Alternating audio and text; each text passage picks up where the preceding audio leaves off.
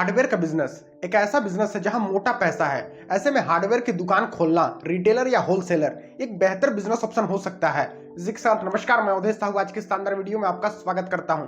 आज हम इस वीडियो में जानेंगे कि हार्डवेयर की दुकान सही तरीके से कैसे खोला जाए, माल कहां से खरीदें, कौन से लाइसेंस लगेंगे, लागत कितनी लगेगी और कमाई कितनी होगी।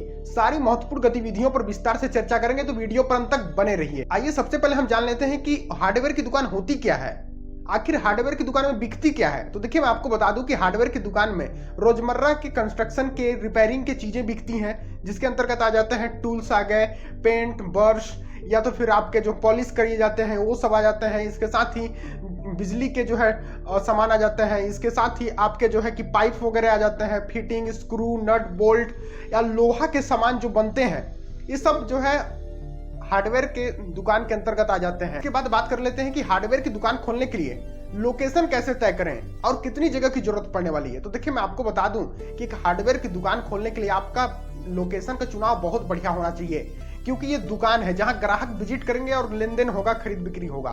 तो यहाँ पर आपको जो है एक बेस्ट लोकेशन, जहां भीड़ भाड़ इलाका हो या शहर के आसपास या बाहर, जहां पर कंस्ट्रक्शन वाली एरिया हो, क्षेत्र हो, नया कॉलोनी हो या भीड़ भाड़ जहां ज्यादातर लोग विजिट करते हो, गांवों से भी आकर जो मेन चौक होता है वहां अगर मिल जाती है जमीन तो बहुत बढ़िया है। वहां पर अगर आप शुरुआत करेंगे तो चलने के चांस 100% होगा। इसके साथ ही मैं आपको बता दूं कि यहाँ पर आपको 400 से 800 स्क्वायर फीट के जगह पर आप शुरुआत कर सकते हैं। आपका पैमाना निर्भर करेगा कि कितनी जगह की जरूरत पड़ने वाली है। इसके बाद बात कर लेते हैं कि हार्डवेयर की दुकान खोलने के लिए हमें कौन कौन से लाइसेंस और रजिस्ट्रेशन की जरूरत पड़ने वाली है। तो देखिए, मैं आपको बता दूं कि यहाँ पर आपको सबसे बड़ा जो है जीएसटी रजिस्ट्रेशन करा लेनी है, जीएसटी नंबर ले लेंगे। इसके साथ ही आपको जहां पर भी आप दुकान खोलते हैं, आप नगर निगम, ग्राम पंचायत, कहां पर भी खोलेंगे, वहां से आपको स्थानीय नगर निगम से एनओसी ले लेना है।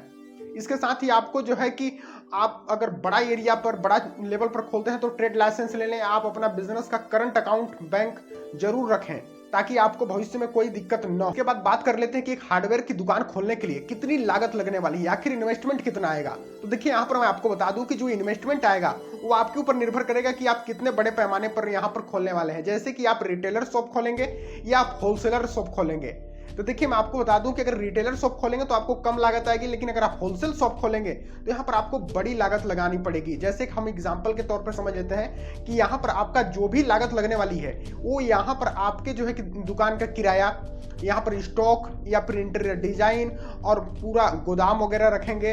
तो ऐसे में आप अगर छोटे स्तर पर रिटेलर शॉप खोलते हैं तो 4 से 6 लाख रुपए में आप यहाँ पर पूरे सामान डाल सकते हैं। लेकिन अगर आप बड़े लेवल पर शुरू करते हैं ज्यादा स्टॉक के साथ, तो यहाँ पर आप 25 से 30 लाख रुपए में अच्छा बड़ा खोल सकते हैं। अगर आप होलसेलर खोलना चाहते हैं तो आपका अच्छा खासा यहाँ पर निवेश लगने वाला है। इसके बाद जान लेते हैं कि बड़ा सवाल हम सबके बीच से ही निकल के आता है कि हम दुकान तो खोलने के लिए तैयार हैं, पर माल कहां से खरीदें, हार्डवेयर की जो सामान होते हैं वो कहां से खरीदें। तो देखिए, मैं आपको बता दूं कि हार्डवेयर की जो दुकान खोलने के लिए जो सामान खरीदना है वो आपके अपने आसपास के बड़े शहर में विजिट करना है और लगभग 4 से 6 होलसेलर से विजिट करके भाव पता करना है, जहां आपको भाव अच्छा लगता है। मैं आपको एक जानकारी बता देता हूं कि आप जो है कि सभी सामान एक ही दुकान के पास सही रेट नहीं मिलेगा। कुछ सामान एक होलसेलर सही रेट बेचेंगे तो कुछ एक सही रेट बेचेंगे।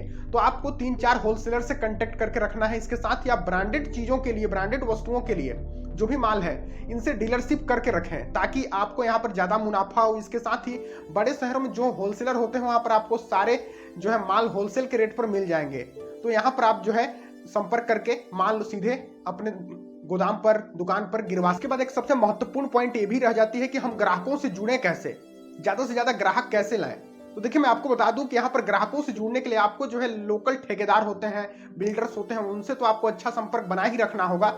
इसके साथ ही आपको जो है कि समय समय पर तरह तरह के डिस्काउंट ऑफर्स निकालते रहने होंगे।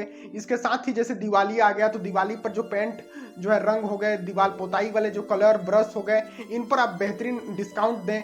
ऐसे में आपकी दुकान चलने का चांस बहुत ही ज्यादा बढ़ जाएगा। और इसके साथ ही आप अपने दुकान को साफ सफाई और डिस्प्ले करके रखें ताकि आकर्षित हो ग्राहक। इसके साथ ही आप सोशल मीडिया का भरपूर फायदा उठा सकते हैं। Social media, Instagram, Facebook, WhatsApp पर पेज बनाकर आप छोटे छोटे क्लिप्स अपलोड करेंगे ताकि ग्राहक इंक्रीज हो और लगातार बढ़ते चले। इसके बाद जान लेते हैं कि एक हार्डवेयर की दुकान खोलने के बाद कमाई कितनी हो जाती है।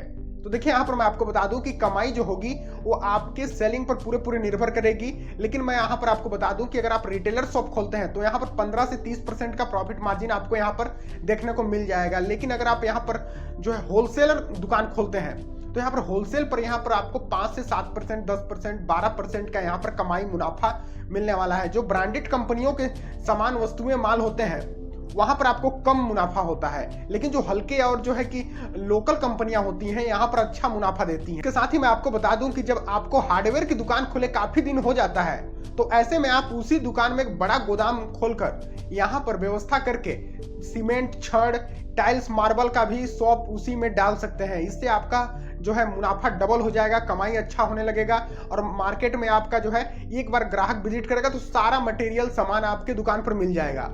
तो ऐसे में हार्डवेयर की दुकान खोलने से संबंधित अगर कोई भी जानकारी इस वीडियो में छूट गई हो तो नीचे कमेंट सेक्शन पर कमेंट जरूर कीजिएगा और अंत तक वीडियो पर बने रहने के लिए आपका बहुत बहुत धन्यवाद। जय हिंद, वंदे मातरम।